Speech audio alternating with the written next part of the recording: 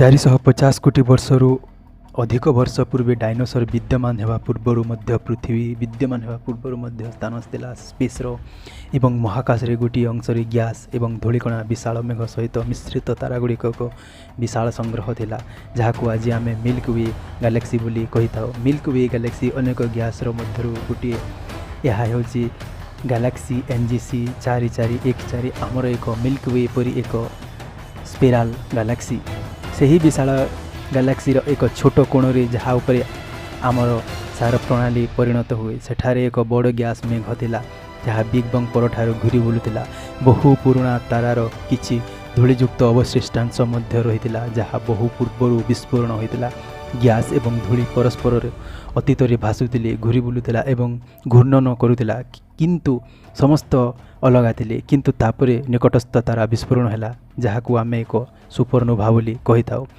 यही supernova gas एवं धूली परस्पर आड़ को ठेली हो आलोक एवं शक्तिर एक सकवेव पठाइला। यही गैस एवं धूली शीघ्र एक बल होगला जहाँ माध्याकर्षण हेतु बड़ होगा लगिला। माध्याकर्षण ब्रह्मांडर सबुकिछि अन्य सबु जिनिस आड़ को गति करे एवं जेतेबेले जिनिस गुड़िक प्रकृत में बड़ हो जाए जेपरी ग्रह आड़ को बड़ से निकटस्थ समस्त जिनिस को सही आड़ को टाणिबा आरंभ करती। गैस ईगल नबुला गैस एवं धूली परिपूर्ण एवं वर्तमान अनेक नूतन तारार जन्मस्थान। गैस एवं धूलीर बड़ बल हेबा सहित गैस एवं धूली निजे भांगिबाकू लागिला जे पर्यंत बल मध्य परमाणु प्रक्रिया नामक किछि न घटिला। एक आणविक प्रक्रिया अत्यंत शक्तिशाली एवं एक निर्दिष्ट आम सूर्य को एक उज्ज्वल ज्योतिर तारारे परिणत कला। बाकी गैस एवं धूली उपरे आलोक पकाइला जहाँ एपर्यंत यार चारिपाखरे बुलूला। गैस एवं धूली एकत्र हो ग्रह सृष्टि करने को लगिले सही अन्य केतेक घूरी बुलुवा गैस एवं धूली जहाँ सूर्य निकटरे पशि नथिला परस्पर मध्य पड़ुले। खूब शीघ्र सही धूली गुड़िक एते बड़ होगला जे माध्याकर्षण अन्य समस्त गैस एवं यार धूली टाणिबा को लगिला जितेबले कि बृहत उज्ज्वल सूर्य को घेरीला। आम पृथ्वी को तैयारी करबा पई एही घूर्णन बीड मध्यरु किछि एकत्र हैला।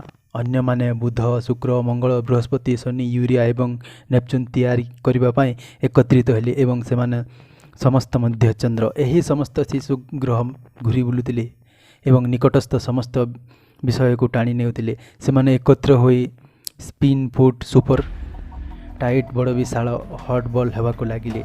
आम निज पृथ्वी यह आड़ को पड़ुथिबा पथर द्वारा धक्का हेउतिला यह तरलिबा पथरर एक विशाल बॉल हेबा पर्यंत यह बड़ एवं गरम होगा को लगिला। तापर प्रकृत में एक विराट पथर पृथ्वी को भांगी यहाँ को आहरी बड़ कला एवं सही पथर टिकिए उड़ीगला एवं चंद्र तैयारी करने महाकाश को भाषिला। पूर्वर एक बड़ पथर पृथ्वी को धक्का देता एवं यह टिकिए उड़ीगला एवं चंद्र तैयारी करने महाकाश में भाषिला।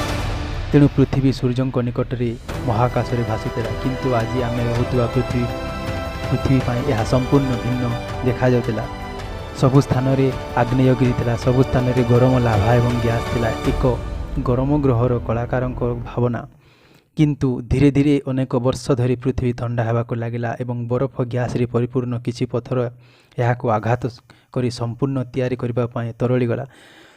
आज मध्य यह जारी रही प्रतिवर्ष पृथ्वी को 3 टन रु अधिक स्पेस पथर आसी किंतु धीरे धीरे अनेक वर्ष धरी पृथ्वी उपरस्तर कठिन होगापाई यथेष्ट ठंडा थिला। आज आमे चलुथिबा एही भूमि आमे याको पृथ्वी भूतल बोली कही था जेपरी रुटीर कंचा अंश भूतल भूमि रे पृथ्वी तरल गरम पथर परिपूर्ण एवं धीरे धीरे दीर्घ समय धरी उद्भिद गुड़िकर बढ़िबा को लागिले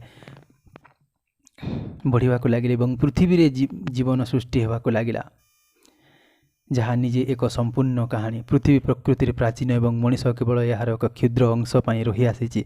समस्त कोठा कार एवं रेस्टोरेंट फोन एपरिकी आपणक भितर थिबा समस्त जिनिस कोटि कोटि वर्ष पूर्वे एक विस्फोरण तारका सहित आरंभ होइतला।